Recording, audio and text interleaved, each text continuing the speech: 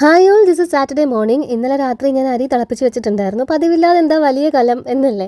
സാവിയച്ചനും Robin ചേട്ടനും ഇവിടെ ഉണ്ട് കേട്ടോ. മയ്യനാട് സ്കൂളിനടുത്തായിട്ട് ഒരു വീട് റെന്റിന് നോക്കുന്നുണ്ട്. സാവിയച്ചൻ അവിടെയാണ് ഇപ്പോൾ പഠിക്കുന്നത്, മരിയമോള് ഹോളി ക്രോസിൽ. പക്ഷേ ഈ വീക്കെൻഡിൽ ആളിവിടെ ഇല്ല. കോട്ടയത്തൊരു ഹോസ്പിറ്റലിൽ അവർക്ക് പോസ്റ്റിംഗ് ഉണ്ട്. 21 വരെ ഉണ്ടെന്ന് തോന്നുന്നു.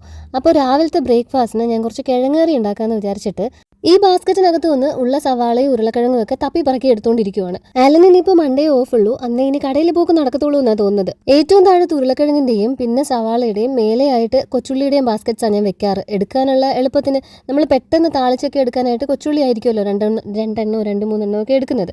ആ ഓർഡറിൽ ബാസ്ക്കറ്റൊക്കെ അടുക്കി പറക്കി വെച്ചിട്ട് ഞാൻ ഉരുളക്കിഴങ്ങും വൃത്തിയാക്കി എടുത്തു. ഒരു സവാളയും പൊളിച്ചെടുത്തു, തക്കാളിയും പിന്നെ 2-3 പച്ചമുളക് നമ്മുടെ മരത്തുനിന്ന് പിച്ചി എടുത്തിട്ടുണ്ട്. ഇനി ഇതെല്ലാം കൂടെ നല്ല വൃത്തിയായിട്ട് കഴുകി അരിഞ്ഞങ്ങോട്ട് എടുക്കാം. കഴിഞ്ഞൊരു വീഡിയോയുടെ കമന്റിൽ വേസ്റ്റ് മാനേജ്മെന്റ് എങ്ങനെയാ ചെയ്യുന്നതെന്ന് ചോദിച്ചിരുന്നില്ലേ.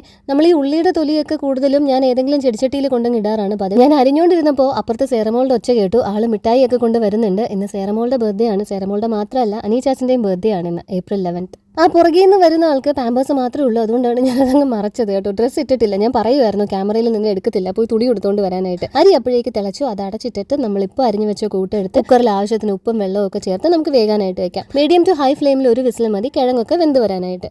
ഇനി ഫുഡ് വേസ്റ്റിൻ്റെ കാര്യമാണെങ്കിൽ ഞാൻ എപ്പോഴും പറയില്ലേ, ഇവിടെ കുറച്ച് ഡോഗ്സ് ഉണ്ട്, ഷിബു, ആൻ്റണി, ലിയോ, അങ്ങനെയൊക്കെ.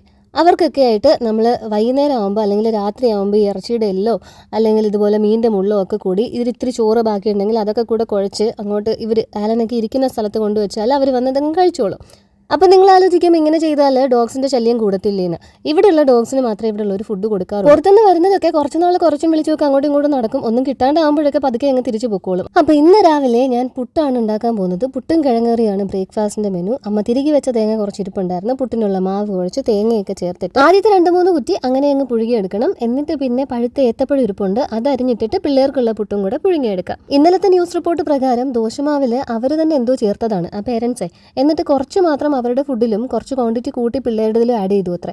ആൺകുട്ടികളില്ലാത്ത സങ്കടത്തിൽ അങ്ങനെ ചെയ്തു എന്നാണ് പറയുന്നത്. പിന്നെ ഈ കള്ളി പുറത്ത് വരാതിരിക്കാനും അവരെ വിക്ടിമായിട്ട് കാണിക്കാനും വേണ്ടിയിട്ടാവണം രണ്ടുപേരും അതിൽ നിന്ന് കുറച്ച് കൺസ്യൂം ചെയ്തിട്ടുള്ളത്. എന്തായാലും ഇറക്കിയ വിക്ടിം കാർഡ് അങ്ങനെ തന്നെ പോലീസ് ഒടിച്ചു മടക്കി കയ്യിൽ തിരിച്ചു കൊടുത്തിട്ടുണ്ട്. എങ്ങനെ ഏത് വഴിയിലൂടെ നടന്ന തെളിവ് നശിപ്പിച്ചാലും ഈ ഡിജിറ്റൽ പ്രൂഫ്സ് എന്ന് പറയുന്ന സാധനം ആർക്കും അങ്ങനെ നശിപ്പിക്കാൻ പറ്റത്തില്ലല്ലോ. കറിയിലേക്ക് പിന്നീട് ഞാൻ ഫ്രഷ് ക്രീം മാത്രമേ ആഡ് ചെയ്തിട്ടുള്ളൂ. താളിച്ചിട്ടു എന്ന് പറയാൻ പറ്റത്തില്ല. ഞാൻ ഈ മുഴുവൻ മസാലകൾ ഇടാൻ മറന്നുപോയതുകൊണ്ട് നെയ്യിലും വെളിച്ചെണ്ണയിലും കുറച്ച് പട്ട, ഗ്രാമ്പു, ഏലക്ക, ബേ ലീഫ് എല്ലാം കൂടെ താളിച്ചങ്ങിട്ടു.